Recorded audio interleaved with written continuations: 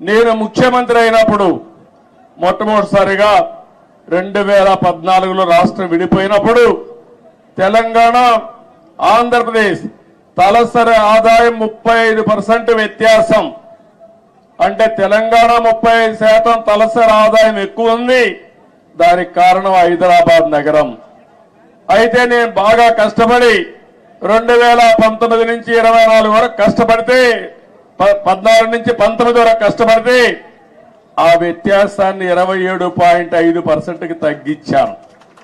అంటే 35 నుంచి 27.5 అంటే 7.5%కి తగ్గింది.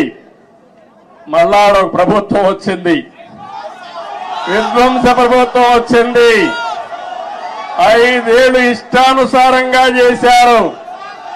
ఈ రోజు ఎంతవరకు పోయిందంటే 44% పెరిగిపోయింది. అంటే మీరందరూ గుర్తుపెట్టుకోవాలి, కొండ వాళ్ళందరూ కూడా, విభజన వల్ల జరిగిన నష్టం కంటే పాలన వల్ల 5 సంవత్సరాల నష్టం జరిగే పరిస్థితి వచ్చింది. అదే ఈసారి రాకపోయింటే తెలంగాణకు ఆంధ్ర రాష్ట్రానికి 100% వ్యత్యాసం వచ్చేసేది.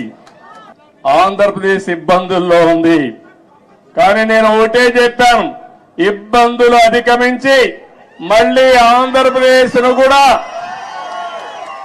గట్టెక్కించే బాధ్యత, అభివృద్ధి చేసే బాధ్యత నేను తీసుకుంటానని చెప్పి కూడా నేను మీకు తెలియజేస్తున్నా.